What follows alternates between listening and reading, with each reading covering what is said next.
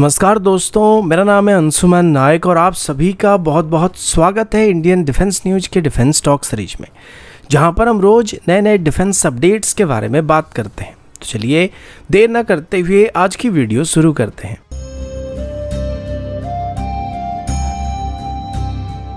आज की पहली अपडेट हिंदुस्तान एरोनॉटिक्स लिमिटेड के कैट्स वॉरियर सिस्टम या लॉयल विंगमैन सिस्टम की तरफ से, जिसे HAL अभी तेजस जैसे मैन्ड फाइटर जेट के साथ ऑपरेट करने के लिए डिजाइन कर रहा है। ये एक 2 टन क्लास का अनमैन्ड कॉम्बैट एरियल व्हीकल होने वाला है और अब इसको एक फुल फ्लेज्ड कॉम्बैट ड्रोन के रूप में इवॉल्व किया जा रहा है, जिसमें अब सिर्फ एसराम जैसे शॉर्ट रेंज मिसाइल नहीं बल्कि अस्त्र मार्क 1 जैसे बियॉन्ड विजुअल रेंज की एयर मिसाइल को भी इंटीग्रेट किया जा रहा है। अस्त्र मार्क 1 एक इंडिजिनस रडार गाइडेड मिसाइल है जिसका वेट करीब 154 kg के आसपास है और इसका रेंज 80 से 110 किलोमीटर तक हो सकता है, जो कि इसके लॉन्च पैरामीटर के ऊपर डिपेंड करता है।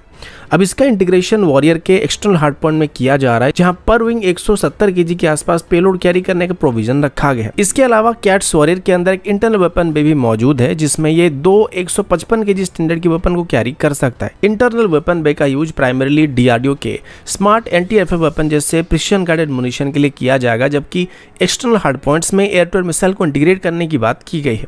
इंटरनल वेपन स्टेशन में ये मिसाइल को भी कैरी कर सकता है, लेकिन पहले इसमें सिर्फ शॉर्ट रेंज की एयर टू एयर मिसाइल को इंटीग्रेट करने का फैसला किया गया था, लेकिन अभी इसमें VVR मिसाइल को भी इंटीग्रेट करने का प्लान किया जा रहा है, जो कि इनकी कॉम्बैट कैपेबिलिटीज को काफी हद तक इंप्रूव करने वाला है। लेकिन सबसे बड़ी टेक्निकल बात यह कि अस्त्र जैसे रडार गाइडेड मिसाइल को इस तरीके के अनमैन्ड प्लेटफॉर्म से फायर कैसे किया जाएगा,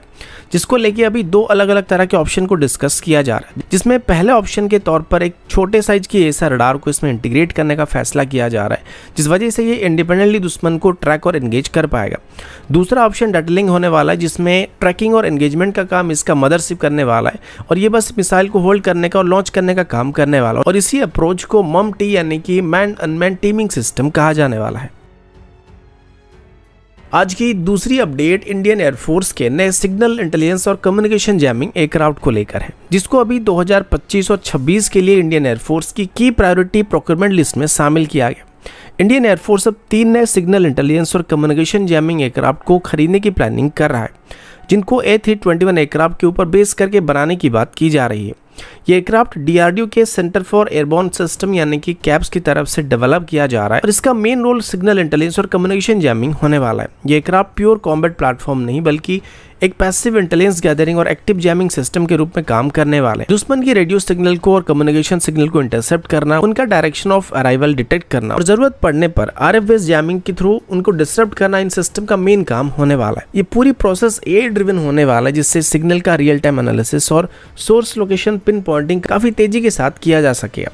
फ्लाइट एनवेलोप की बात करें तो ये एयरक्राफ्ट 35,000 फीट की ऊंचाई तक ऑपरेट कर सकता है, जिसमें 6 घंटे तक ये एंडोरेंस होने वाली है। इस वजह से ये platform line of actual control या फिर लाइन ऑफ कंट्रोल के पास भी कंटिन्यूअस मॉनिटरिंग कर सकता है। इसमें हाई सेंसिटिव कम्युनिकेशन इंटेलिजेंस और इलेक्ट्रॉनिक इंटेलिजेंस सेंसर मौजूद होने वाले हैं, जो कि वाइड फ्रिक्वेंसी स्पेक्ट्रम में फास्ट स्कैन करके एनिमी इमिशन को डिटेक्ट कर सकते हैं। कम्युनिकेशन सिस्टम के लिए एयरक्राफ्ट में सैटेलाइट कम्युनिकेशन के अलावा डुअल डाटा लिंक सिस्टम भी मौजूद होने वाला है, जिस वजह से चाहे किसी भी सिचुएशन में इनको ऑपरेट किया जाए, इनके साथ लगातार कम्युनिकेशन को एस्टेब्लिश किया जा सकता है। और हॉस्टाइल एयर स्पेस में सर्वाइव करने के लिए एयरक्राफ्ट में radar warning receiver, electronic support measure system, missile approach warning system और काउंटर मेजर डिस्पेंसर सिस्टम जैसे सेल्फ प्रोटेक्शन सिस्टम को भी इंस्टॉल किया जाने वाला है। अभी तक इंडियन एयरफोर्स और R Carnegie aviation research centre की तरफ से सिग्नल इंटेलिजेंस रोल के लिए बोइंग की 707 और गल्फस्ट्रीम G100 एयरक्राफ्ट को ऑपरेट किया जा रहा है, जो कि काफी आउटडेटेड प्लेटफॉर्म है और इसी वजह से अभी इंडियन एयरफोर्स की तरफ से नए मॉडर्न सिस्टम को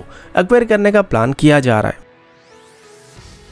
आज की अगली अपडेट इंडियन आर्मी की आर्मर्ड व्हीकल प्रोक्योरमेंट की तरफ से, जहां इंडियन आर्मी की तरफ से अभी American Stryker armoured personnel carrier को रिजेक्ट करके एक इंडिजिनस प्लेटफॉर्म को प्रेफरेंस देने का फैसला किया गया है।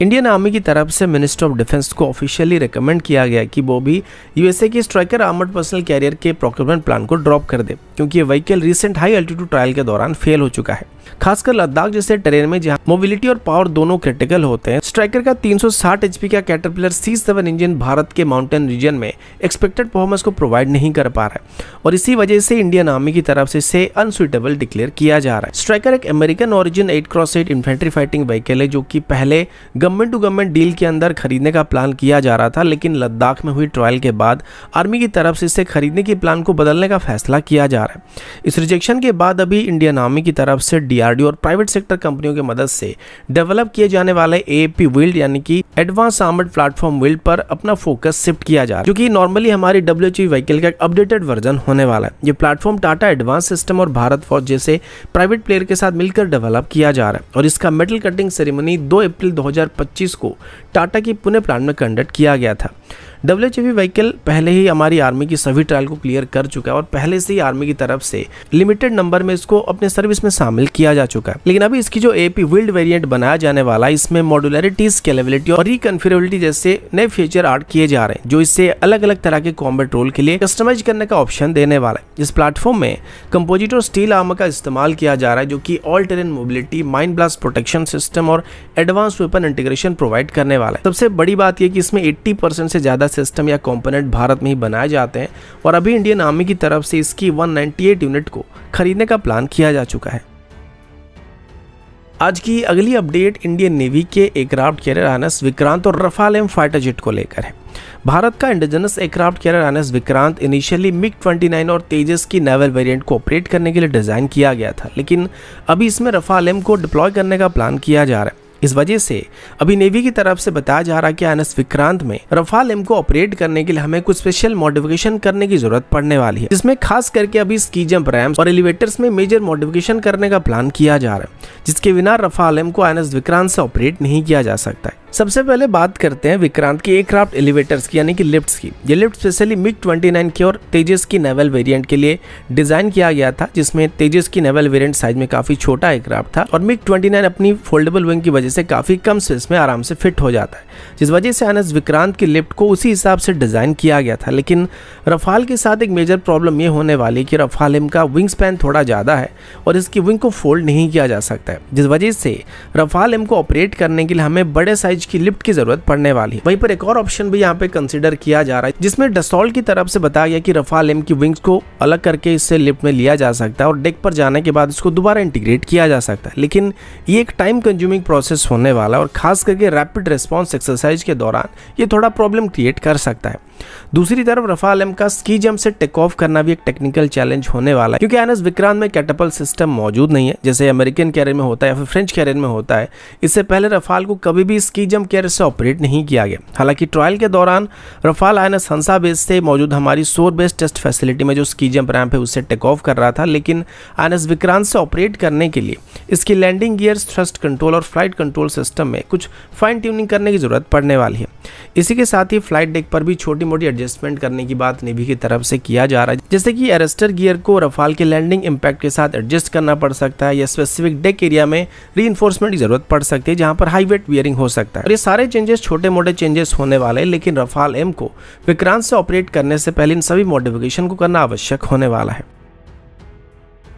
अगला अपडेट भारत और पाकिस्तान के बीच बढ़ती टेंशन की तरफ से। 22 अप्रैल 2025 के पहलगाम टेरर अटैक के बाद सिचुएशन काफ़ी टेंस हो चुका है। इस बैकड्रॉप में पाकिस्तानी नेवी ने रिपोर्टेडली पाकिस्तानी एयरफोर्स से रिक्वेस्ट किया कि उन्हें 12 F-16 ब्लॉक 52 फाइटर जेट को दिया जाए, ताकि उनके पोर्ट्स और वारशिप को डिफेंड करने के लिए इनको डिप्लॉय किया जाएगा। खास करके इंडियन नेवी के MiG-29 के फाइटर जेट के अगेंस्ट में उसको काउंटर करने के लिए डिप्लॉय करने का फैसला किया जा रहा है, जो INS विक्रांत और INS विक्रमादित्य से एयरक्राफ्ट कैरियर से ऑपरेट किए जा रहे हैं। लेकिन यहाँ एक बड़ा सवाल उठता है कि क्या लैंड बेस्ड F-16 नेवी के एसेट को इफेक्टिवली डिफेंड कर सकते हैं। F-16 ब्लॉक 52 जो प्राइमरी एक मल्टी रोल एयरक्राफ्ट है, एंटी-शिप वॉरफेयर के लिए नहीं बना है और ना ही अभी पाकिस्तानी एयरफोर्स के पायलट के पास ओवर वाटर स्ट्राइक करने की और टेक्निकल एक्सपीरियंस मौजूद है। पाकिस्तानी नेवी के पास ना तो एयरक्राफ्ट कैरियर और ना तो एयरक्राफ्ट कैरियर से ऑपरेट करने वाले फाइटर जेट मौजूद है, जिस वजह से ये रिक्वेस्ट थोड़ी अनयूजुअल जरूर लग रहा है। इस रिक्वेस्ट का बैकग्राउंड भी समझना थोड़ा जरूरी होने वाला है। पाकिस्तानी नेवी के पास अभी सिर्फ 5 ही सबमरीन है और उसमें से सिर्फ 2 ही ऑपरेशनल कंडीशन में है और बाकी के चाइनीज ऑरिजिन और टर्किश ऑरिजिन वॉरशिप का ऑर्डर कंप्लीट नहीं हुआ है या डिलीवरी कंप्लीट नहीं हुआ है। हमारे नेवी चीफ एडमिरल दिनेश की त्रिपाठी की तरफ से रिसेंटली एक स्टेटमेंट दिया गया था, जिसके मुताबिक ये वल्नरेबिलिटी भारत के नेवल प्रोजेक्शन के मुकाबले काफ़ी ज़्यादा है, यानी कि नेवल बैटल में पाकिस्तान भारत के सामने काफ़ी वीक पड़ने वाला है। इसी वजह से पाकिस्तान की नेवी की तरफ से अभी पाकिस्तानी एयरफोर्स के सबसे एडवांस एयरक्राफ्ट यानी कि F-16 ब्लॉक 52 को अपने वॉरशिप्स की सेफ्टी के लिए डिप्लॉय करने के लिए रिक्वेस्ट किया जा रहा है। मोस्टली F-16 को पाकिस्तान अपनी लैंड बेस्ड एयरवेज से ऑपरेट करने वाला है और ये पाकिस्तानी नेवी की वेसल को एयर सपोर्ट प्रोवाइड करने करने वाले। लेकिन प्रॉब्लम ये है कि F-16 नेवल एयरक्राफ्ट नहीं है और नेवल मिशन के लिए इसके पास कोई भी स्पेसिफिक वेपन मौजूद नहीं है, जिस वजह से सिर्फ इंडियन नेवी की MiG-29 के अगेंस्ट में एयर सुपीरियरिटी रोल को वहां पे परफॉर्म कर सकते हैं। पर पाकिस्तान के पास कोई भी एयरक्राफ्ट कैरियर मौजूद नहीं है और ना ही अरबियन सी के आसपास पाकिस्तान की कोई नेवल बेस मौजूद है, जिस वजह से F-16 को पाकिस्तान की लैंड बेस फसल या मसरूर जैसे एयरबेस से ऑपरेट करना पड़ने वाला है। और ऐसा करने से इनकी कॉम्बैट रेंज काफी हद तक लिमिटेड होने वाली, यानी कि ये ज्यादा डीप ओशन में जाके पाकिस्तानी नेवी को प्रोटेक्ट नहीं कर सकते, जिससे साफ लग रहा है कि पाकिस्तान की नेवी अपनी कोस्ट लाइन के आसपास रहकर ऑपरेट करने वाली है, जहां पाकिस्तानी एयरफोर्स की तरफ से उनको एयर सपोर्ट को प्रोवाइड किया जा सकेगा। आज की अगली अपडेट इंडियन एयरफोर्स की एक major air defence procurement programme को लेकर है।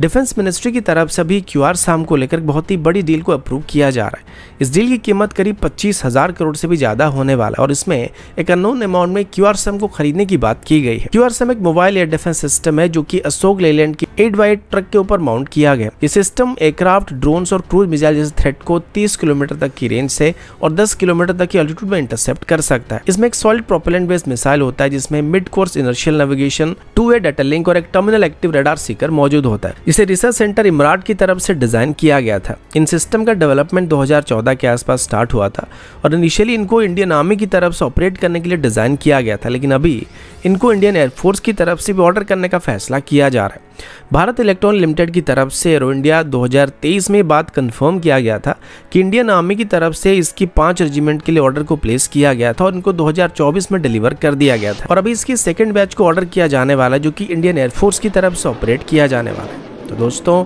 अभी के लिए इतना ही, मिलता हूँ आपसे अगले वीडियो में, तब तक के लिए जय हिंद, वंदे मातरम।